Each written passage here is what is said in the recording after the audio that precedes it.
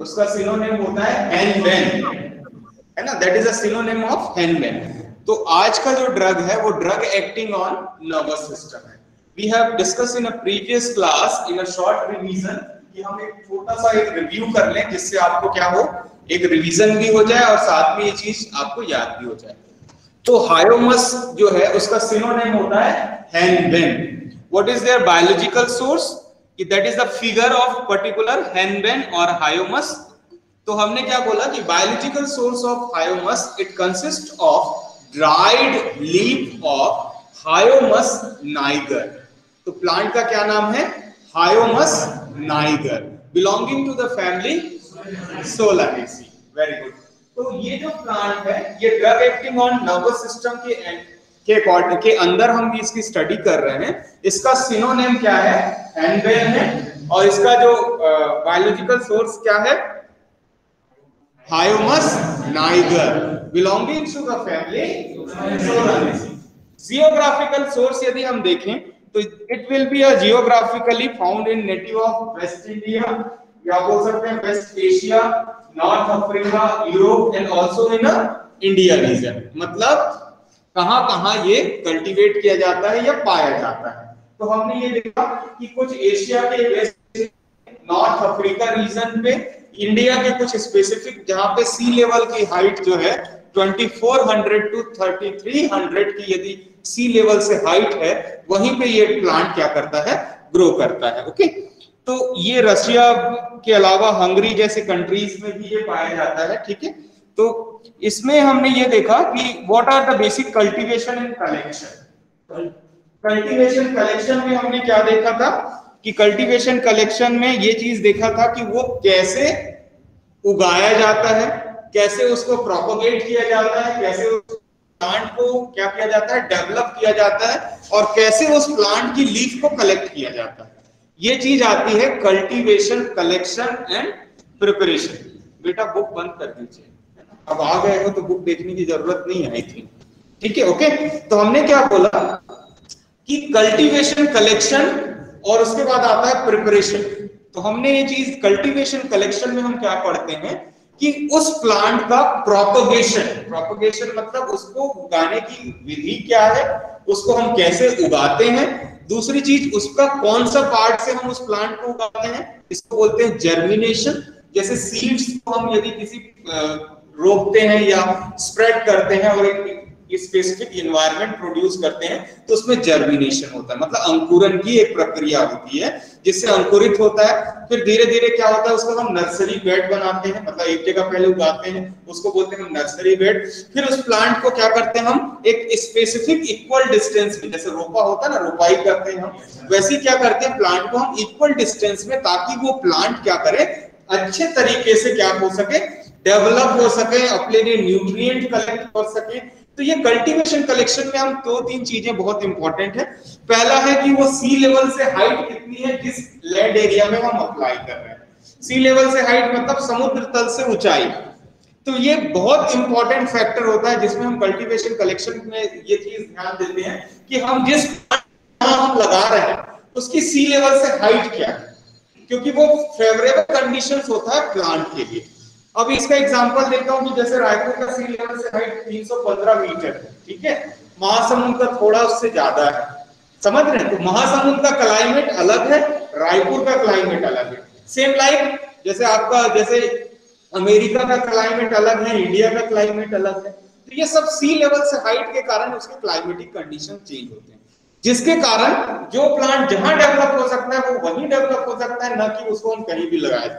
जैसे एप्पल है, एप्पल को हम यहाँ लगाएंगे तो होगा क्या, नहीं, क्योंकि वो एनवायरनमेंट उसके लिए। तो same like is called as a cultivation collection में सी लेवल से हाइट। दूसरा आता है टेम्परेचर, कि टेम्परेचर कैसा है वहां पे, रेनफॉल मतलब बारिश कितनी होती है।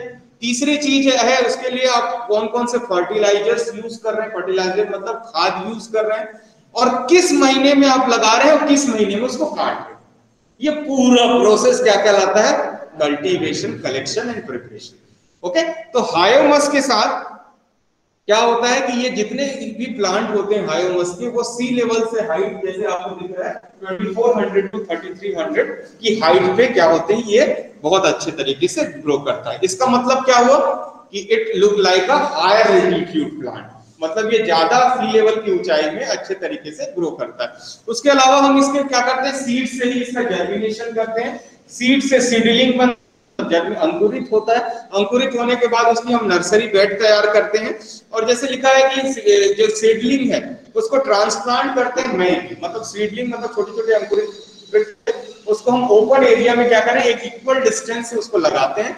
उसके बाद हम इसको क्या करते हैं, जब इसमें फ्लावरिंग आने लगती है, फ्लावरिंग मतलब जब ये फ्लावर्स बनने लगते हैं उसमें, तो फ्लावरिंग के टाइम पे हम क्या करते हैं, उसको उसके जो लीफ है उसको हम क्या करते हैं, तोड़ते हैं और उसको ड्राई करते हैं, सन ड्राई नहीं करते हैं, क्योंकि दे हैविंग द अल्कलाइडर कंपाउंड, जो क्या होते हैं सन केस में वो इवोपोरेट उड़ सकते हैं या डिकम्पोज हो सकता है, तो इसको हम सेट ड्राई करते हैं, मतलब छाया में सुखाते हैं। ठीक है, तो उसको फिर अब क्या करते हैं, फिर ड्राई करके उसको बड़े बड़े बैग्स में बना के मार्केट में डिस्पैच कर देते हैं। तो उसके अकॉर्डिंग टू उस रॉ ड्रग को हम फिर क्या करते हैं, यूज करते हैं। तो ये हुआ कल्टीवेशन कलेक्शन ऑफ हायोमस प्लांट। ठीक है, इसके बाद मॉर्फोलॉजिकल कैरेक्टरिस्टिक्स यदि देखें तो लीफ की साइज जो है थोड़ी बड़ी लीफ होती है, 25 सेंटीमीटर है, ओवेट है, ओवल शेप का इसका लीफ है, एक्यूट है, मतलब जो एपेक्स मतलब क्या होता है, लीफ का नुकीला कोना, जैसे पत्ती होती है, पत्ती क्या होता है एक कोने से नुकीली होती है, ये सानो, तो वो एक्यूट कहलाता है। ठीक है, उसके बाद सिमेट्रिकल है, मतलब एक तरफ पत्ती आएगी तो दूसरे तरफ भी पत्ती आएगी, तो इसको सिमेट्री बोलते हैं। ओके, तो that are the not most important, but इसमें मार्जिन है, हेयरी है, ये सारी चीजें हम इस पे सीधे आ जाते हैं। इसके टेस्ट ऑर्डर, जैसे हमने कलर बोला, पेल ग्रेइश टू ग्रीनिश कलर, इसका मतलब क्या हुआ कि यदि हम सेट ड्राई करें तो हल्का पीला या हल्का हरा होगा, यदि हम उसको सीधे धूप तो ग्रीनरी पूरी उड़ जाती है, आपने ये चीज देखा ही होगा। तो ये क्या कलर कैसा होगा, हल्का pale greyish to greenish colour. Leaf को हम जब ड्राई कर दें तो उसका स्पेसिफिक कलर क्या होगा, पेल ग्रेइश टू ग्रीनिश कलर।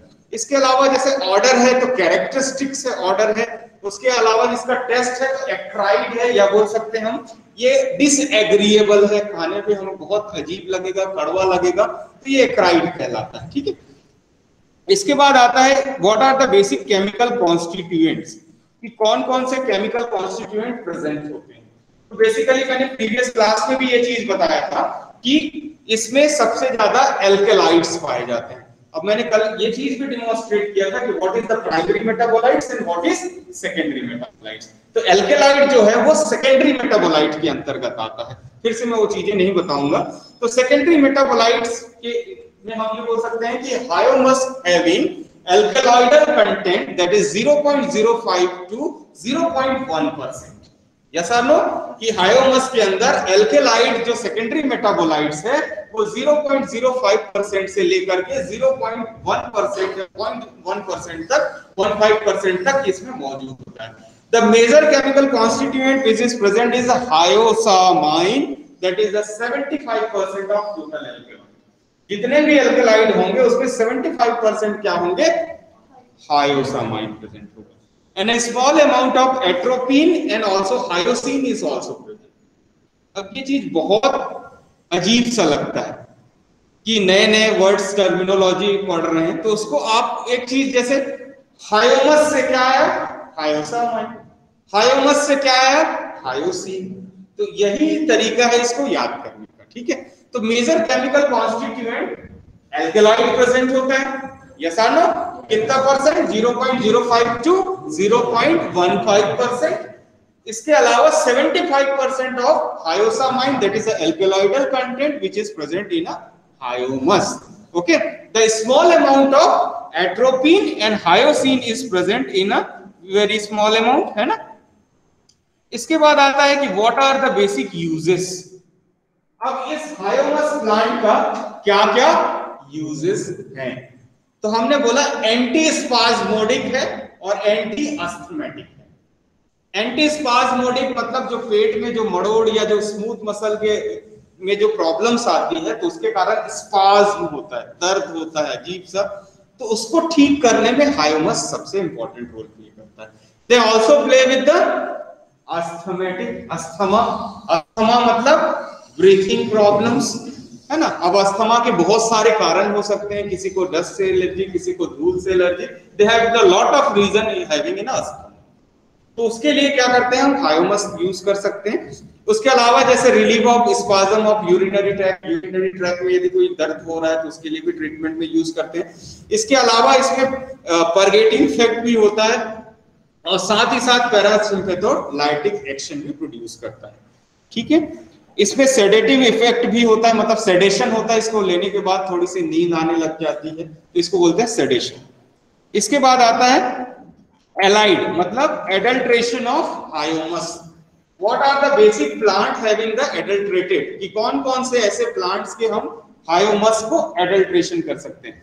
अब adulteration is a process for substituting, और एडल्ट्रेशन क्या है, एडल्ट्रेशन मिलावट की वह प्रक्रिया है जिसमें हम जेनाइन आर्टिकल में स्पूरियस, डिफेक्टिव या इन्फेक्टिव मटेरियल को मिला करके क्या करते हैं, एडल्ट्रेशन करते हैं।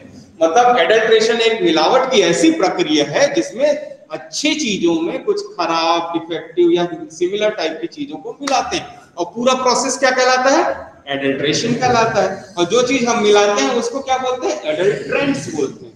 तो ये क्या है, एडल्ट्रेंट्स हैं। इससे क्या किया जा सकता है, हायोमस में एडल्ट्रेशन किया जा सकता है। इसमें हायोमस एल्बस एंड हायोमस ल्यूबिकस, the two species are available for the adulteration of Hyomus niger. What are the basic summary of particular Hyomus? It means discuss about the Hyomus is a CNS plant, okay, see a drug acting on the CNS, and what are their synonym, henbane. What are the biological source of that particular plant, that is a Hyomus niger, belongs to the family Solanaceae. Very good.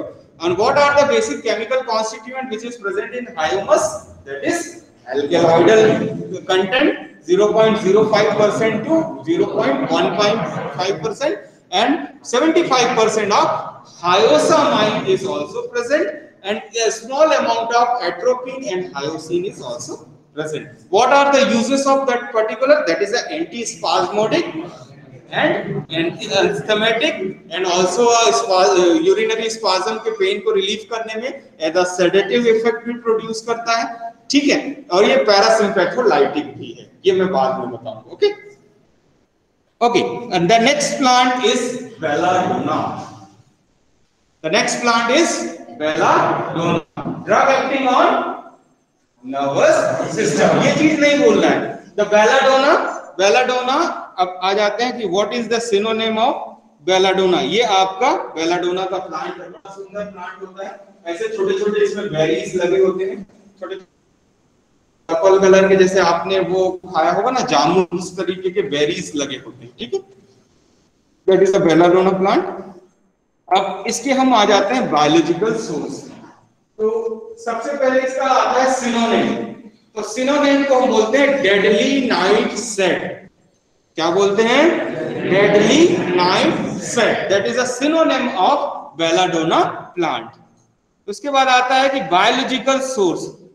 Biological source of belladonna is dried or fresh leaf flowering and fruiting top of Atropa belladonna. क्या है, Atropa okay. तो it is a dried और fresh leaf और flowering top और fruiting top. अब ये word को आपको याद करना या समझना। तो इट कंसिस्ट ऑफ ड्राइड, सूखा हुआ, या तो पत्ती हो सकती है, या जहां फ्लावर लगती है वो वाला टॉप हो सकता है, या जहां पे फूल लगता है, फल लगता है, वो वाला टॉप हो सकता है। और आपके छत्तीसगढ़ी बोलते हैं टी folk, yes or no? So it will be called as a tea fork, या जो भी बोल सकते हो, या इसको हम बोल सकते हैं फ्लावरिंग टॉप, या फ्लावरिंग, या बोल सकते हैं फ्रूटिंग टॉप, या लीफ बोल सकते हैं। तो तीनों चीज से ही हम क्या कर सकते हैं, ड्रग्स को निकाल सकते हैं, ओके। तो व्हाट आर द, इसको बोलते हैं हम European belladonna and Indian belladonna. अब ये हम पे आ जाते हैं कि दोनों बेलाडोना में क्या डिफरेंस है, ठीक है। तो एक का जो क्लाइमेट है वो इंडिया के अकॉर्डिंग टू है, इसलिए उसको इंडियन बेलाडोना कहा जाता है, और जो कि यूरोप एक अलग कंट्री है वहां का क्लाइमेट अलग है, तो उसमें कुछ फीचर्स में चेंज हो जाते हैं। तो that is the basic difference between the Indian and European belladonna. European acuminata बोलते हैं और इंडियन को बोलते हैं एट्रोपा बेलाडोना। तो it consist of dried flowering top, fruiting top and also leaf of Atropa belladonna and Atropa acuminata belongs to the family Solanaceae. Yes or no? I am audible? Yes, sir. Okay. Yes. Okay. Yes, sir. Clear audio आ रही है? Yes, sir. Yes, sir. Okay. तो biological source of Atropa belladonna. तो आप क्या लिखेंगे? It consists of dried leaves, flowering top, fruiting top of Atropa belladonna. Atropa acuminata belongs to the family Solanaceae. देखिए, इस चीज को रिपीट नहीं करोगे तब तक ये याद नहीं होगा, समझ रहे हो? तो प्रोनाउंस करते जाइए, और जो ऑनलाइन है वो भी प्रोनाउंस करते जाएं, तो वो चीजें आप अपना माइक ऑन करके भी प्रोनाउंस कर सकते हैं। ओके, तो it consist of dried fresh leaves और flowering top, fruiting top of Atropa belladonna. Atropa acuminata belongs to the family Solanaceae. Very good. अब आ जाते हैं इसके जियोग्राफिकल सोर्स में। तो geographical source it is South Europe, England, Germany, USA. In India it is find in Shimla, Kashmir and Himachal Pradesh. जन्नत word use किया, जन्नत। सब घूमने जाते हैं ना, बड़ा अच्छा जगह होता है, एकदम बड़ी शांति होती है, हिल स्टेशन है ना, वहां का क्लाइमेट ही अलग है। वहां पे क्या है, वेदर जो है हमेशा जो है एक कूल, एक फेवरेबल वेदर होता है, इसलिए मैंने उसको ये वर्ड दिया, ठीक है। तो इंडिया में कहा, तो शिमला, कश्मीर में पाया जाता है, ठीक है। इसके बाद आ जाते हैं cultivation collection of belladonna. It is a higher altitude plant, मतलब 1400 मीटर की हाइट पे ये क्या होगा, सी लेवल से 1400 मीटर की हाइट पे ये क्या करता है, डेवलप होता है। इसके अलावा जैसे इसको हम कब लगाएंगे, मई से लेकर के जुलाई के बीच में हम लगाएंगे। सीड्स का उपयोग करेंगे, मतलब इसके बीज से ही हम प्लांट को उगाएंगे, तो इसलिए इसको यूज कर रहे हैं। Seedlings is comes from the सितंबर में ये सीडलिंग्स आ जाती है, और सितंबर में ही हम इसको क्या कर सकते हैं, नर्सरी बेड से दूसरी जगह हम क्या कर सकते हैं, ट्रांसफर कर सकते हैं।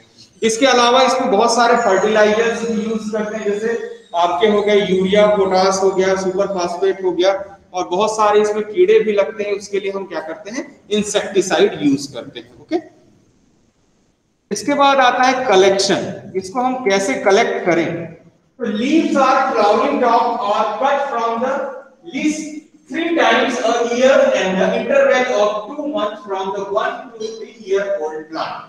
1 से 3 साल का यदि पुराना पौधा है, उस पौधे से हम क्या करते हैं, साल में 3 बार पत्तियों को तोड़ते हैं, उसमें 2-2 महीने का गैप कर सकते हैं, ठीक है।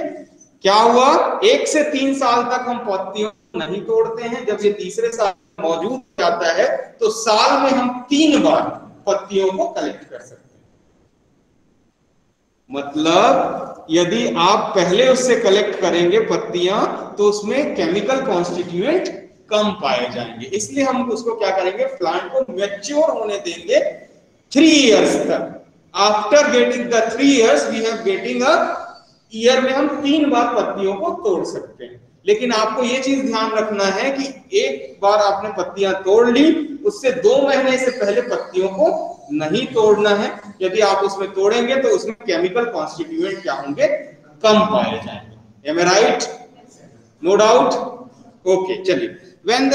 अब इसमें क्या हो जाता है कि जैसे ये 4 साल का हो गया, 5वें साल में हो गया, तो उसमें क्या है, उसको हम उखाड़ के फिर नया प्लांट लगा लेते हैं, फिर से वही रोटेशन सिस्टम करते हैं। ये सारी चीज प्रिपरेशन कैसे करेंगे, तो लीफ को हम 40 से 50 डिग्री सेंटीग्रेड में हम ड्राई करेंगे, और उसमें थोड़ा सा अमोनिया भी डाल देंगे, जिससे वो क्या होगा, डिटोरिएट ना हो। डिटोरिएट मतलब उसमें कोई माइक्रो ऑर्गेनिजम्स का ग्रोथ ना हो, जैसे बोलते हैं ना कि फफूंद लग जाता है या खराब होने लगता है, तो उसके लिए हम थोड़ा सा उसमें अमोनिया का यूज करते हैं। ओके, इसके बाद आ जाते हैं morphological characteristics. What are the basic morphological characteristics? The leaves are length 5 to 25 centimetre. यही एक प्रॉब्लम है इसके साथ, मोबाइल के साथ। Okay, what is the DND? DND. DND. अब नहीं होगा डिस्टर्बेंस। ओके, तो leaves are the size is 5 to 25 centimetre. इसकी जो चौड़ाई है वो 2.5 to 12 सेंटीमीटर। मतलब क्या हुआ, पत्तियां थोड़ी बड़ी होंगी कंपेयर टू दूसरे प्लांट से, ठीक है, क्योंकि 5 to 25 सेंटीमीटर अच्छी बड़ी पत्तियां होंगी। ओवेट है, या तो अंडाकार होगा या लेंसोलेट है। लेंसोलेट मतलब एक लंबी भाले की आकृति का। What is the basic difference between the ovate and lanceolate? यदि ऐसा आ गया क्वेश्चन तो आपके दिमाग में ये चीज होना चाहिए, एक अंडा है ओवेट और एक भाले की आकृति का होता है, that is called as a lanceolate. Clear? Am I right? Ovett मतलब अंडाकार या ओवल शेप, lanceolate मतलब लेंस, लेंस मतलब होता है भाला, भाले की आकृति का। ओके, एक्यूमिनेट, एक्यूमिनेट मतलब एपेक्स जो है एकदम नुकीला नहीं होता है, ठीक है। उसके बाद मार्जिन, पूरे पत्तियों में मार्जिन पाई जाती है। What is margin? तो लकीरें होती है ना, it will be called as, बीचों बीच जो लाइन आती है या किनारे में जो जिगजैग होती है वो मार्जिन कहलाती है। बीच वाला एरिया लेमिना कहलाता है। पत्तियों के बारे में भी जानते हैं कि नहीं जानते हैं? बीच की जो नस बोलते हो छत्तीसगढ़ी में, यस और नो? तो it will be called as a margins. Margin जो किनारे जो होती है एरिया चारों तरफ, वो कहलाती है मार्जिन, है ना। ओके, लैमिना डिकरेंट है, मतलब डिकरेंट मतलब ये होता है कंटिन्यूअस नहीं है, है ना, उसमें डिकरेंट है। कलर कैसा है? तो green to brownish green colour, मतलब हल्का भूरा से लेकर के हल्का हरा कलर हो सकता है, ठीक है। इसके बाद ऑर्डर देखें तो थोड़ा सा स्लाइट हो सकता है या कैरेक्टरिस्टिक हो सकता है। What is characteristic? That is a no definition of that order, it will be called as a characteristic. Yes और नो? उसमें दिमाग नहीं लगाना है कि सर ये कैरेक्टरिस्टिक टेस्ट कैसा होता है।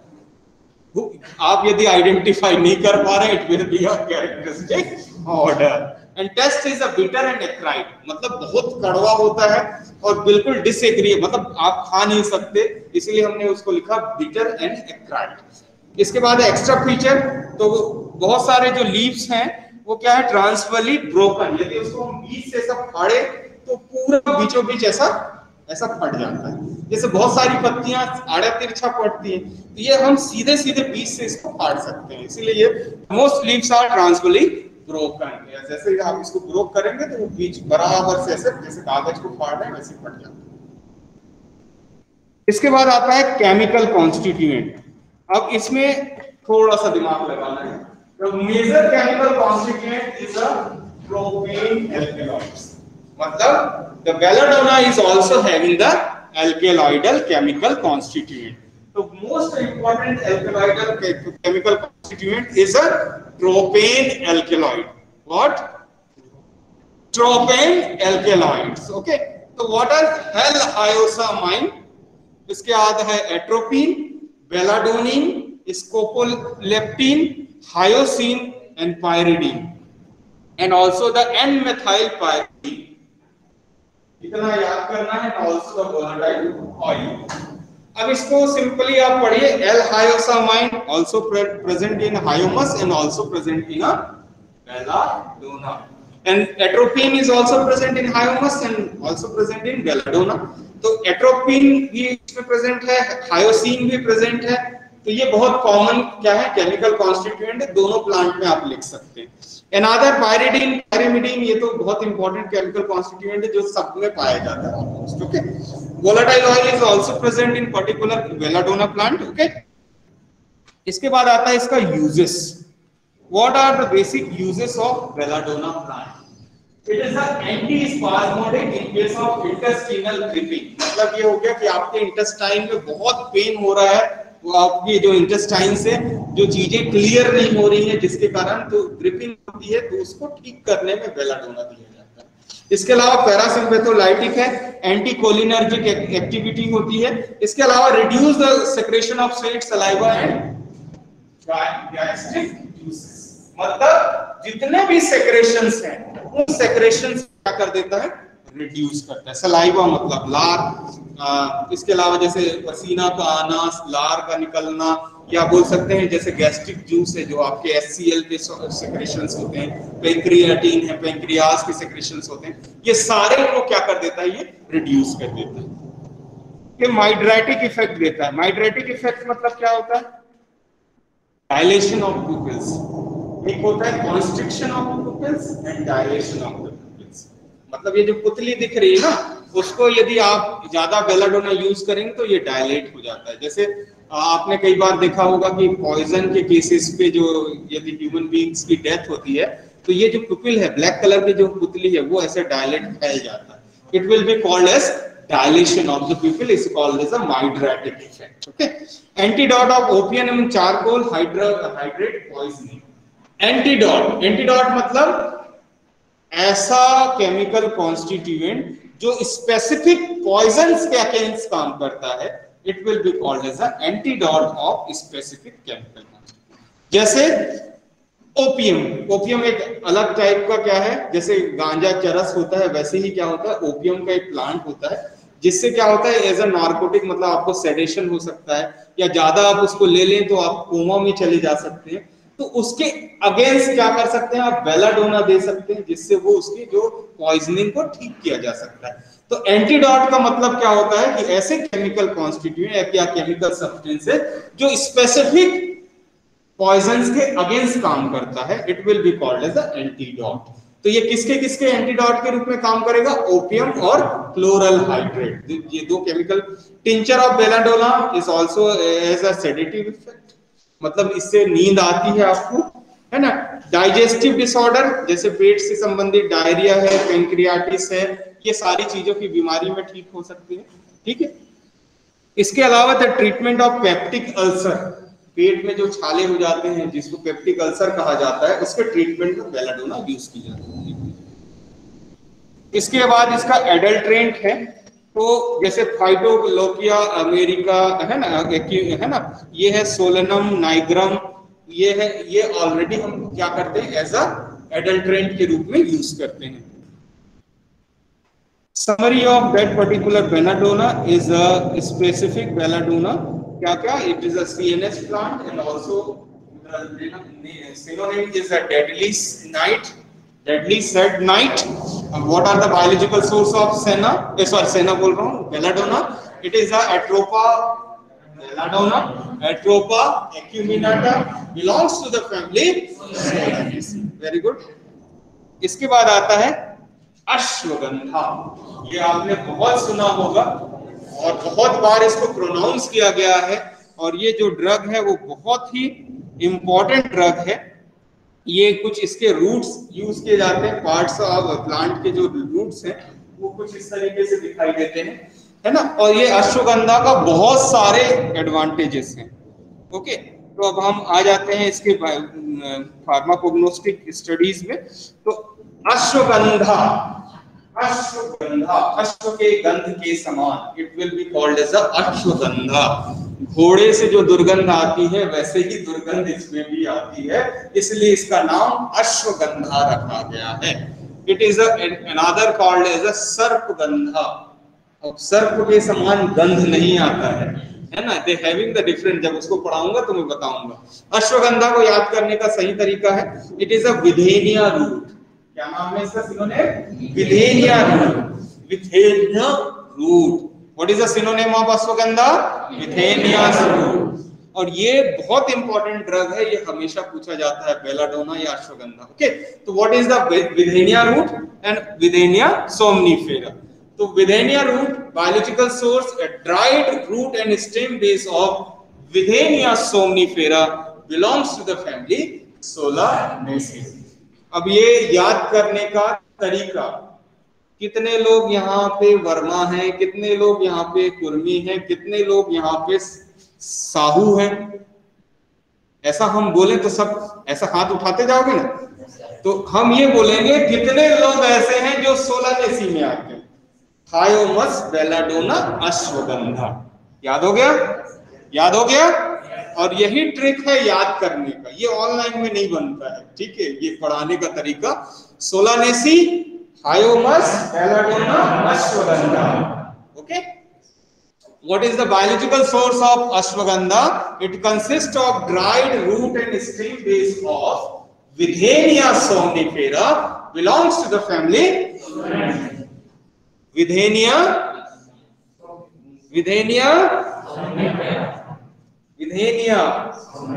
somnifera। उल्टा सीधा, सीधा उल्टा आड़ा तिरछा कैसे भी पढ़ो याद हो जाना चाहिए।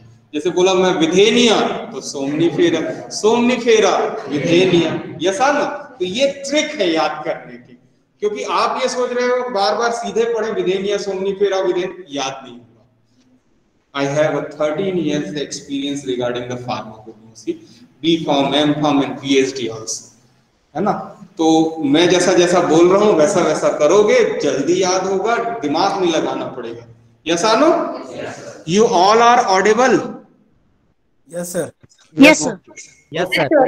Thank you. Okay. So okay, by dried leaf and root stem of base of Vidhenia somnifera, belongs to the family Solanaceae. Geographical source: Congo, South Africa, Egypt, Jordan, Pakistan, India, and also found is MP, UP, Punjab, Gujarat and Rajasthan. इसमें MP, UP, Punjab, Gujarat and Rajasthan, यहाँ सबसे ज्यादा ये cultivate किया जाता है। अब geographical source मतलब ये कहाँ कहाँ मिलता है, ठीक है। तो हमने बोला भैया कि विदेशों में भी पाया जाता है, और हमारे देश में ये स्पेसिफिकली आपके MP है, UP है, महाराष्ट्र है, पंजाब है, गुजरात है, यहाँ पे ये सबसे ज्यादा मिलता है, ठीक है। इसके बाद आ जाते हैं इसके कल्टीवेशन कलेक्शन पे, ठीक है। तो कल्टीवेशन में हम सीड्स यूज करते हैं, है ना। मतलब ये जो विधेनिया सोमनीफेरा का सीड से ही हम क्या करते हैं, इसको प्रोपेगेट करते हैं। इसमें क्या होता है कि 1 हेक्टेयर में कम से कम 4 से 5 किलो सीड्स लगती हैं।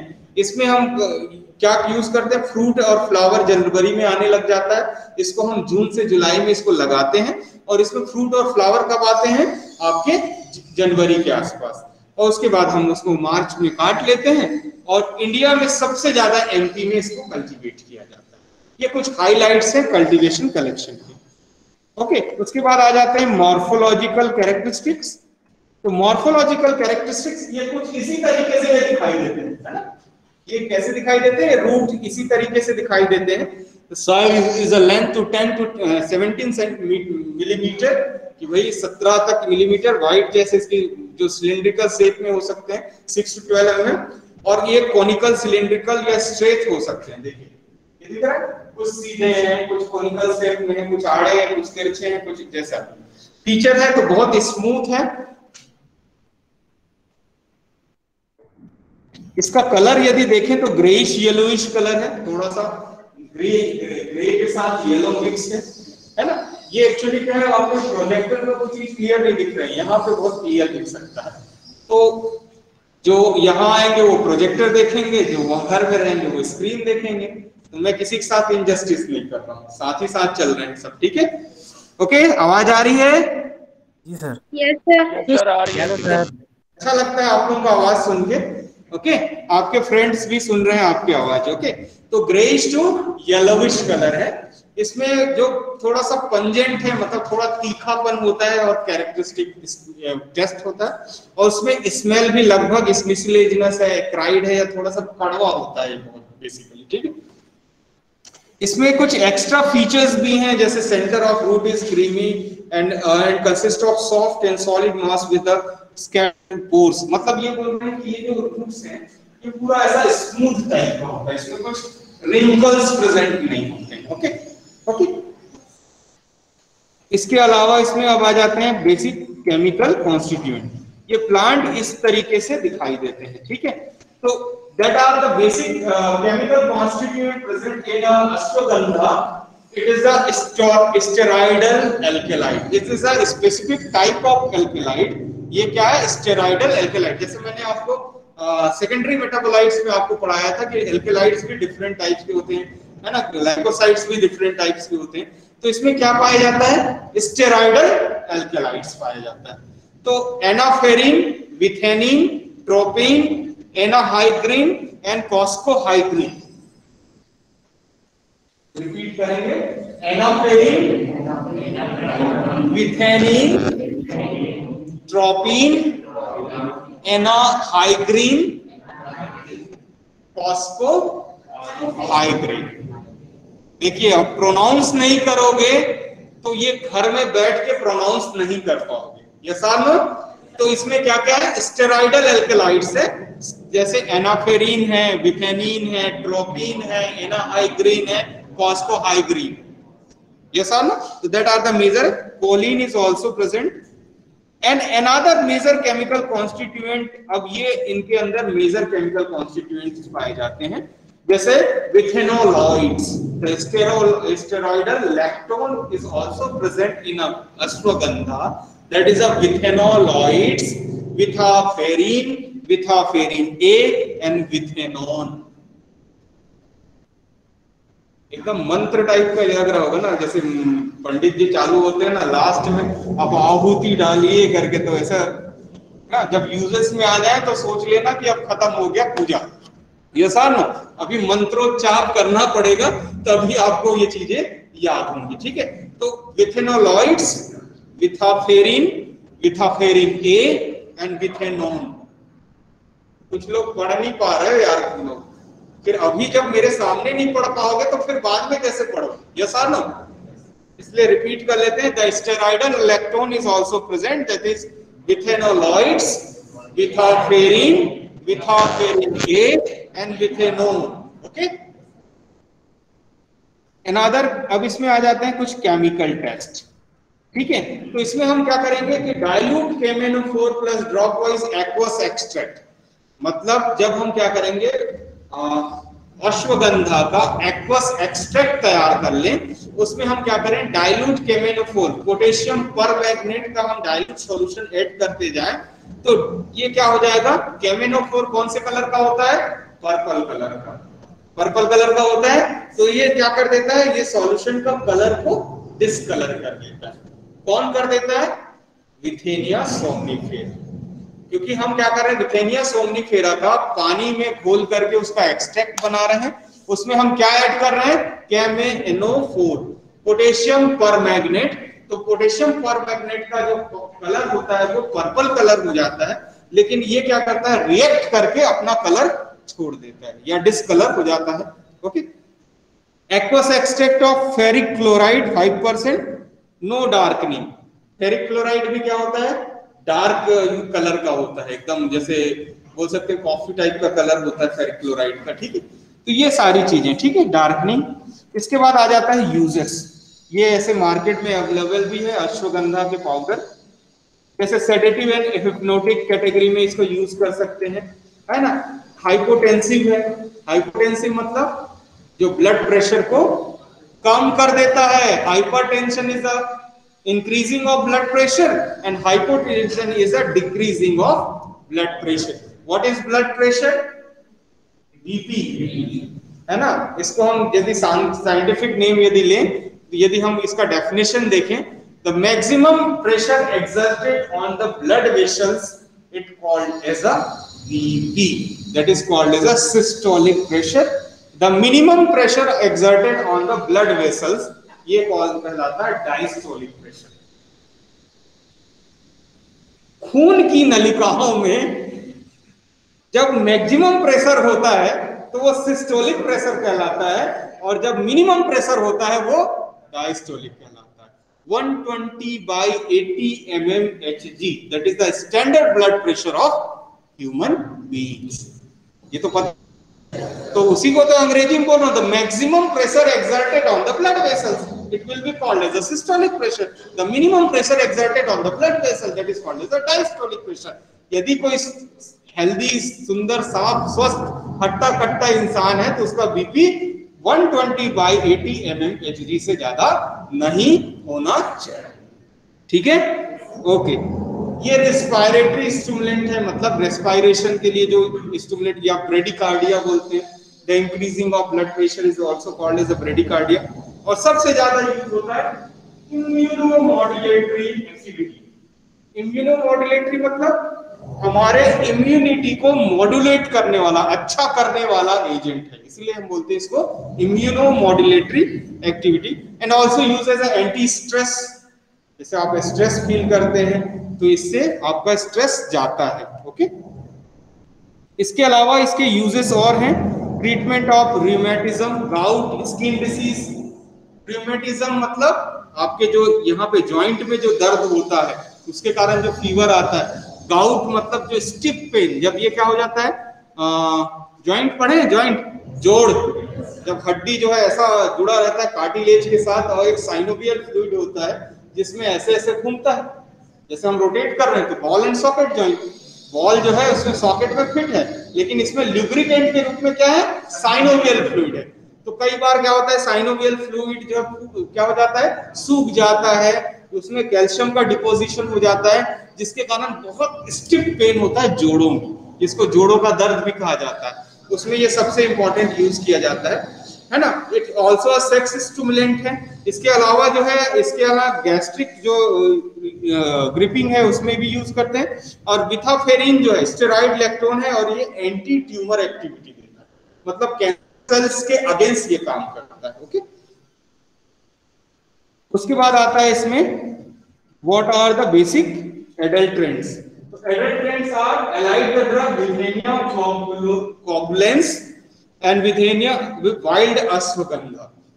अब ये क्या, कोगुलेंस एक अलग स्पीसीज है और वाइल्ड अश्वगंधा मतलब ये पूरे कहीं वन क्षेत्रों में जो पाया जाता है वो वाले अश्वगंधा को अच्छी स्पीसीज के साथ क्या की जा सकती है, एडल्ट्रेट की जा सकती है। इसके बाद इसकी समरी हम पढ़ते हैं। तो विधेनिया क्या है, withania plant, withania root. It consist of dried root or stem base of Withenia somnifera, belongs to the family Solanaceae. What are the basic, that is the steroidal alkaloids is present, Vithaferin, Vithaferin A, ये सारी चीजें present होते हैं। इसके अलावा लैक्टोन्स, steroidal lactone is also present. What are the basic uses are there? ये इसके uses हैं, जैसे आपके हाइपोटेंसिव में यूज होते हैं, बहुत सारे यूजेस है ना। इम्यूनोमॉड्यूलेटर के रूप में हम ये यूज किए हैं, कैंसर सेल्स के अगेंस्ट ये यूज करते हैं। तो अश्वगंधा का बहुत ही ज्यादा एडवांटेज है, इसके अलग अलग डिसीज, ये अलग अलग क्षेत्रों में इसके एडवांटेज आप देख सकते हैं। तो इसका बेसिकली यूज हम क्या करते हैं, एज अ सीएनएस स्टिमुलेंट्स के रूप में ज्यादा यूज करते हैं। ओके, तो आज की क्लास के लिए हम बस यही, ओके। तो